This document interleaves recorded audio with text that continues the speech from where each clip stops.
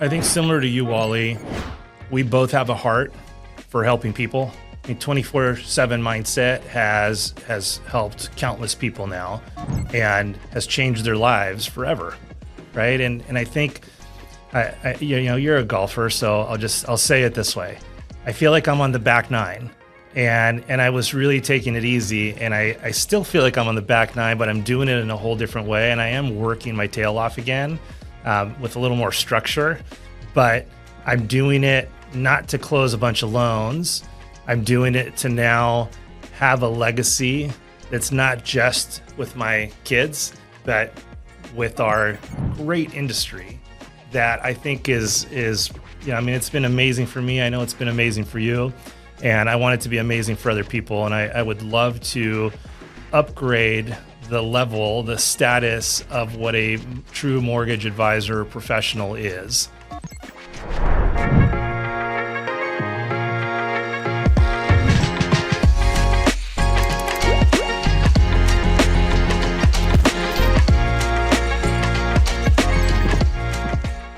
Hey guys, Wally, Elibiary. All right, so what is 24/7 mindset? Most times when you hear 24/7, you're thinking what? 24 hours a day, 7 days a week, just grinding, hustling. I learned over time, a 24-year career in mortgage and multiple other businesses that I own is, unfortunately, you'll get burnt out. I became an absent father, I became an absent husband, and I became a poor business leader because I was trying to work 24 hours a day, 7 days a week, trying to build a business, maintain a business. When I learned how to work smarter, not just harder, by doing things the best way it could be done, instead of just simply doing my best, I learned how to work only 24 hours a week, 7 months a year, while I got paid from the business residually 24 hours a day, 7 days a week. You can do the same. Welcome to the show. All right, so I am super pumped. I'm with Dino Katsiametis. I butcher that. Oh, come on. You just said it perfect a second ago. We just practiced it like 20 times. Katsiametis? Tell me correctly. Katsiametis. Katsiametis. All right. Katsiametis. I love that. So you and I go way back, probably 6, 7, 8 years or so. And what I've always appreciated so much from you is how you carry yourself. I don't think I've ever seen you upset. I don't think I've ever seen you frustrated. But then more importantly, I think there's when you're around people and the conversations just come really easy, and the relationship just comes really easy. So I've enjoyed our friendship. I've enjoyed watching you grow, but just wanted to thank you for making time to get on the show. Absolutely, Wally, and I all that right back at you. In fact, I think you were a real big part of this transformation I went through years ago, just because so much of your story was my story, and hearing it from you and how you came out of this 24/7, not mindset, but work into more of a 24/7 mindset to change the way your life is structured, helped me a lot years ago. Yeah, because I remember being Cabo San Lucas when we were all there together with the families. That had to be 2019-ish, or is that 21? Yeah, I think it was like 21 now. 21, yeah. Right? And I think it was one of these things that, that was probably the height of my leverage portion of my career. Be able to, the business probably did, I think we did like 370 million that year. And, being on stages and talking about how I take 20 weeks of vacation and the lifestyle and everything we built, it was super cool to see. I really enjoyed your questions. They're always around why questions. They're always around asking questions to reduplicate. So the question I've got for you is, what was one thing that you changed in your life from being this workaholic to family first? And what was it that helped you identify that one thing that you changed? So it's a good question. And I'll say this, that it's oftentimes really easy for somebody to say, you just have to prioritize your family. You just have to, not work as hard and do all that. But, you've worked so hard for so many years to grow a business, and then to just say, I'm going to step back and work 20 hours less doesn't necessarily work, right? And if you don't have your systems in place, then you can't step out. If you do, you're literally, crushing years and years of hard work that you put in. So, for me, during that period of time when I was trying to figure out how to prioritize my family and my health, because it was all starting to slip, it was, how do I be just as productive as I was when I was working 60 hours a week, but doing it in 30 hours? And that, I'm not going to lie, it took me about a year to kind of put together, right? But by hiring the right positions, by creating systems in place so that something's going to happen no matter what, right? And it's not going to happen because I'm doing it. It's just going to happen as part of the system. It allowed me to start relinquishing some control of things. And then the really big one, and it's funny because I just lectured my son for like 40 minutes because he did terrible on a math test, and he's a smart kid, right? So I lectured him on how you think you are studying because you had the book open, but you're thinking about something else every time. I can see it in your eyes. And I started talking about how a horse oftentimes wears blinders for a specific reason, right? And I told him how years ago I used to have 3 monitors, and then I got down to 2, and now I'm down to 1. And the only reason why is because I'm trying to monotask, because all the studies have proven that multitasking doesn't work. We think it's working, and all we do is, we move backwards every time we do that. And I was able to cut from 60 hours a week down to 30. So for a really long time, I used to go around saying I'm semi-retired, but it had nothing to do with finances. It was strictly working half the hours. So like, when you had this shift, what was the biggest challenge that you kept on failing at until you succeeded through the shift? Time blocking. It was really hard for me to not get distracted with an email or with the new person that just came on that wants a loan, because I still had that rush of, I'm going to get a new one. And I had to realize that they can wait. I have to do this one thing that's in front of me, and that's it. And I remember in our elite group, Todd Duncan called them jams. And, jam stands for just another million. Yep. And the reality of it is that if we want to act at this higher level, or perform at this higher level, we have to also act at that higher level. And one of the things that I had to do was put my blinders on and say, for 1 hour, I'm only going to focus on this one task, and that's it. And I was going to do that task at the highest level possible. And that was what got me to the next level.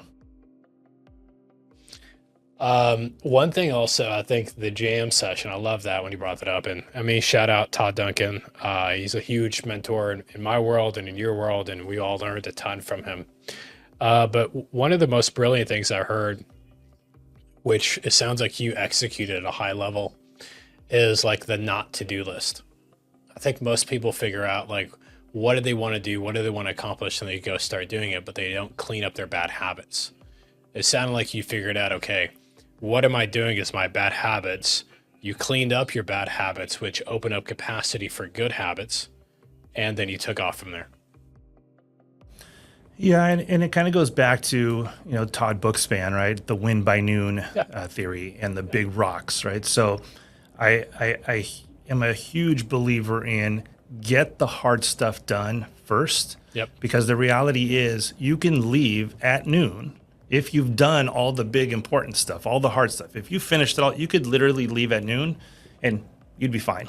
You'd be just fine. Somehow, some way, life will go on. And why? Because the big stuff got taken care of. And another thing somebody told me a long time ago, an old coach actually, that I just loved. If there's something difficult in your life and you have to address it, if you don't address it, that thing is just going to be more difficult tomorrow. And too many loan officers are constantly putting off the tough stuff because they either don't want to give bad news to the realtor or bad news to the client, or even just tell them that they don't have an answer yet, right? So what do? They hide. And when you hide, when you put something off, it's just harder to do it the next day. Yeah. So I got really good at just taking care of the big stuff, even if they were hard. Yeah. Immediately. Well, it opened up the opportunity for you to be a better father and a better husband, and because you had time. Most people don't think like challenge is being a father. You can be home with your kids or home with your wife or at dinner with your family, but you might physically be there, but you're not mentally there. You're not emotionally there. And there's been many, many, many times I've had dinner with my family and I've got the pipeline going through my head. Did those documents get the title? What about that lock? How many more days expiration do I have on that? And it's just running. It's just going. But you're sitting there having a conversation with your wife about her going to Target today. And she saw such and such a Target, hadn't seen them in like 2 weeks. But like the pipeline's still going to your head.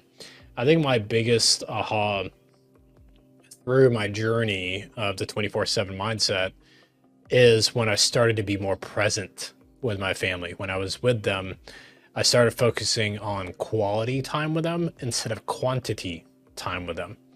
I think so many parents are like, oh, I spent 10 hours with my kids this weekend. Okay.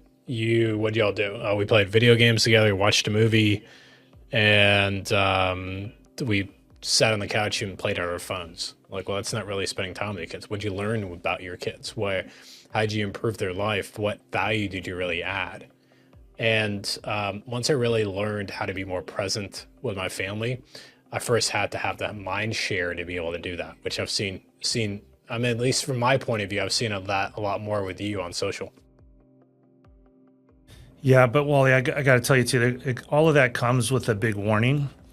When I cut down my hours and started spending an extra 30 hours at home, it only took about 2 months before my wife told me I need to figure out how to get out of the house more because this is her domain and she doesn't need me to tell her how to be more efficient at doing things in the home.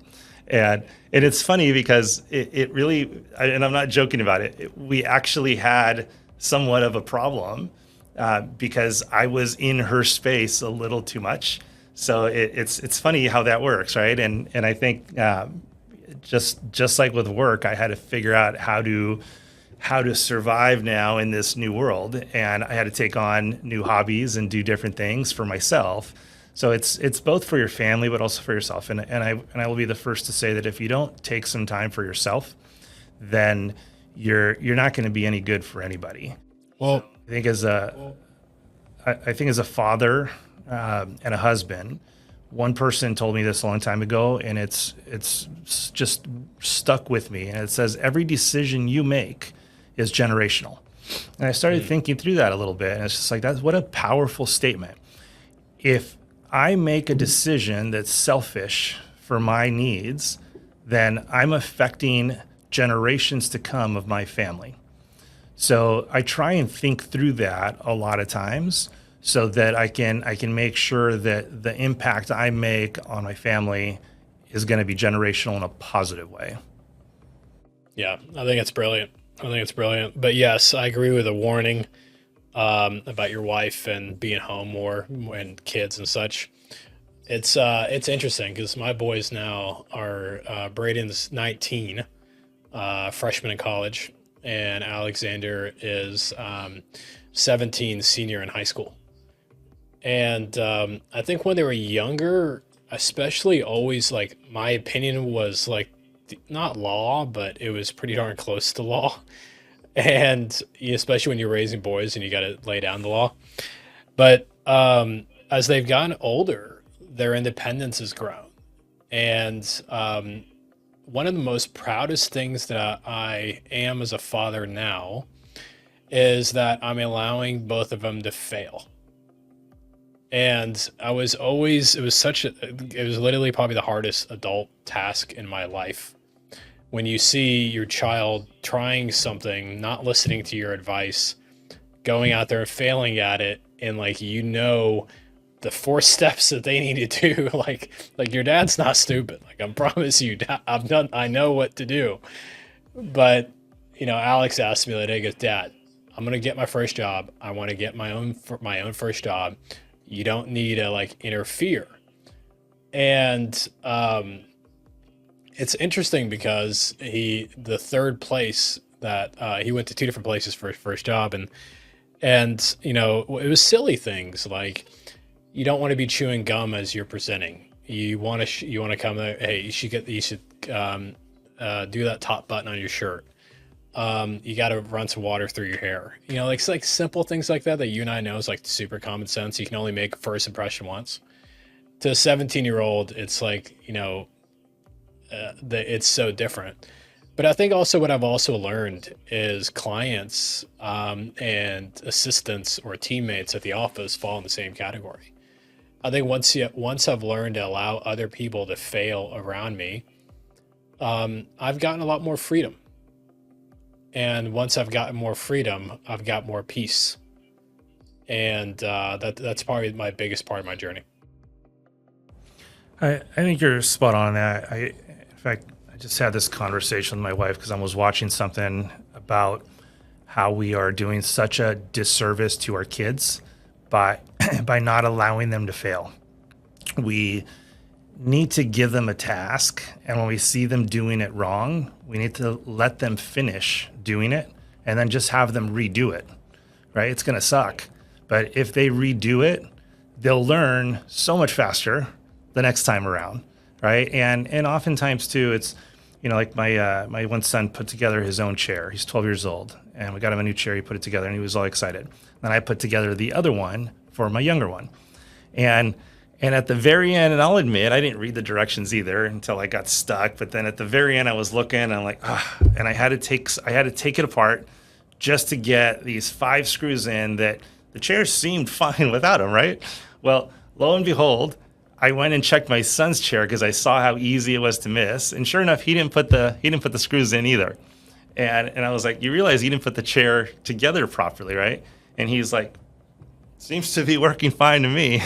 And I'm like, okay, let's just see how long that lasts, right? So letting kids make a mistake, letting employees make a mistake, team members, and then showing them afterwards, but more importantly, getting them to realize it and correct it, I think goes a long way for furthering the kids in their adulthood and furthering the team members into empowering them to be able to make their own decisions, the right decisions. Absolutely. So that leads me to, you were super successful as a broker and you've got your own company in California. Now you've been a brokerage now for a while, but then now there's a name change. And what does Ethos mean to you? Yeah, so that's a great question. Before we were California Coastal Loans, not only were we only California, we were, so micro, right? Just our county really. And I was perfectly happy with it. But I've decided I don't want to originate anymore, and I want to grow the company. So in doing that, in order to succeed, I figured I have to go nationwide, and the name California Coastal Loans just isn't going to work no matter what. So it was a function of what can work, right? And as you're going through all these different names, you start all here, you go all the way on one side, you're back again. And at the end of the day, when we settled on this name, I got to say it was the perfect name for my belief system and for my values. And I believe that, the definition, right, is a man of high moral character. But I look at it even more than that. And my goal here is for our clients to know that they are dealing with the most respectful, upstanding mortgage professionals in the whole industry. And for the loan officers, it's for myself and my team on the leadership side to help them be the absolute best loan officers they can. And that doesn't just mean closing more loans. That means being, uber successful in all aspects of your life, because we all know now that a more balanced life is a lot better. So like, what was, when you picked that name out, do you already have, silly question, but do you already have your core values, or is that something you're building currently, or your mission statement? Yeah, so our mission statement is basically we're here to empower, equip, and educate loan officers the way lending should be done. And that leads into like humility and trust and faith and stuff like that. And we're still playing with it just a little bit. Yeah. But that's really where it's at. I'm not, before it was always customer focused. Yeah. Now I'm recentering and I'm going loan officer focused. And I feel like if we can be loan officer focused and teach them the true core values, with every decision they make has to fall back on our core values, then I believe the clients by nature will by default just have all of the benefits of that. Yeah.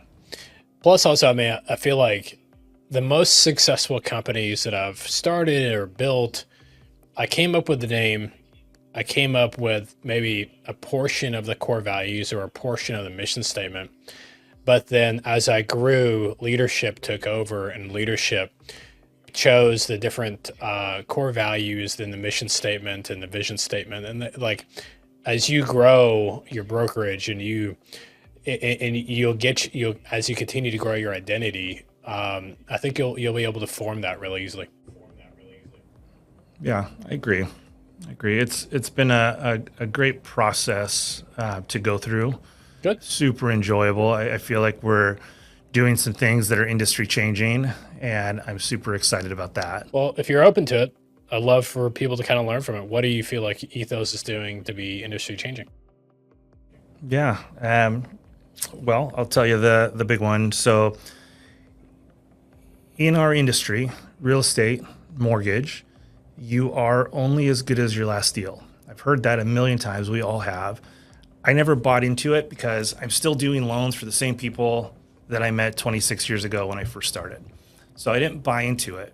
But the fact of the matter is the majority of loan officers, even the good ones that are referral based, if they decide to retire one day, they're just done, right? Unless they have some sort of backdoor deal that they've got worked out with some other loan officer to take over, they're just done. And then what happens if, the worst happens, right? Like if somehow they get in a car accident and they die, what happens to their family? Okay, you got your life insurance, you got some assets, hopefully you've built up, but what about this business that you've been working on and building for all these years? What do you do with it, right? So what we've done is we got the MUM. We're creating the MUM, we're trademarking the MUM, mortgages under management. And guys like you and I, Wally, we've been doing that our whole life because once we get a client, we don't let them go, right? We're managing their mortgages for life, period.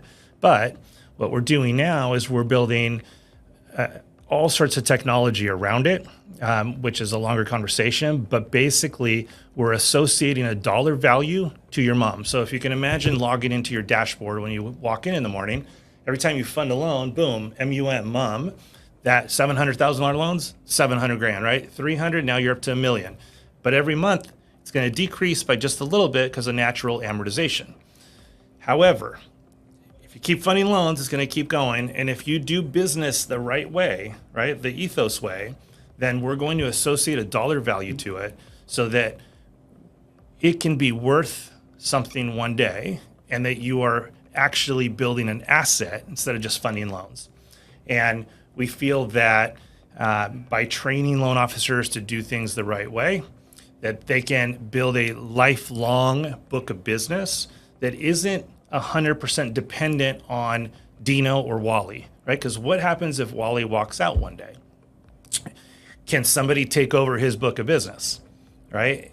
If everything is Wally, right? So we're trying to set it up where a loan officer can step out of his business, and if he wants to sell it, another loan officer from Ethos Lending will, hopefully buy it. We'll offer financing to him to support that, and if not, as a company, we agree to buy your book of business.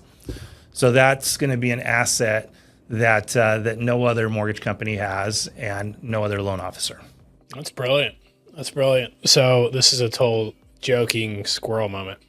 So in my database is 28,000 households times average loan amount of 400,000. So I'm gonna turn this sideways here real quick. 11.2 billion. I guess we should talk or something. Just messing with me. No, man, I think it's brilliant. I love how you're thinking differently. I love how you're not making it about yourself. And then I love how this is an absolute market disruptor. So it's cool that the names change. I love Ethos a lot more than the previous name. But then also more importantly, you're allowing loan officers to actually have a retirement plan, because unfortunately our industry is built off earned income, not residual income. And you're doing as you pull this off, you'll be able to provide it towards a residual income stream. Yeah, and on top of that, and I know, there's a couple places that are already doing something similar to this, but we're creating a revenue stream for loan officers. So if they close deals of their own, they got a revenue stream. If they refer other loan officers over, they're going to get revenue off of that, right? So it's a revenue share model. So our goal is to start creating a more balanced level of incoming cash flow for loan officers, right? So do loans, make money. Bring in loan officers, make money. We're going to be opening up our insurance branch. And on our insurance branch, our goal is to have corporate run the whole thing. And this is phase 2, but corporate's going to run the whole thing. Encourage loan officers to open up their own branch. They own half, we own half. Stop giving all that money off to all these other insurance guys. Build another asset. Create another revenue stream, right? And then fourth, we're going to have our Ethos Capital Fund. That's going to be trust deed investments. So once again, encourage loan officers. Put some of your profits, right? Some of your revenue, put it into this. It's another retirement form. If rates go back up again, guess what? Your production drops here. However, trust deed investments kicks in a little more, right? Insurance keeps on going. So you're kind of a little more well-balanced. And finally, the last revenue stream that we're working on is our personal loan vertical. So microloans, right? 3,000 to probably 30 or 40. Adjust people's debt flow from revolving $30,000 or $10,000 revolving credit cards, right? Let's call it an $800 payment. How about a $10,000 installment loan with a $300 or $400 payment? Not only are you going to better their credit score, but you're going to lower their debt ratio. They're going to qualify for a better house. They're going to qualify for more house. They're going to qualify for a better rate, right? And you as a loan officer are going to make a little bit more money. So that's where we're going with it, is create all these different revenue sources and have the loan officers not just be employees, but actually participate. No, I love it. Right? We're going to be all one. I big love it. happy I mean, family. I think that what I liked most about it is very entrepreneurial, and I think you're definitely going to attract not bigger fish, but bigger fish that want to swim in that bigger pond with you. So, well, I'm going to give you the last closing words. And what I've really enjoyed about our friendship over the years, is what I started the conversation with. You're always super respectful around me. You're always super easy to talk to. And then it was great because what I really enjoyed most is when you ask questions, there'd be why questions and you'd implement. So my question to you though is, as you grow in your mentorship and you're mentoring other loan officers and you're growing Ethos, how can someone get into your world where you can mentor them? Let's say there's a loan officer right now that's listening that really wants to learn more. Like what do you offer, or how can they get a hold of you? Yeah, I appreciate that, Wally. Thank you. So you can always look us up on social.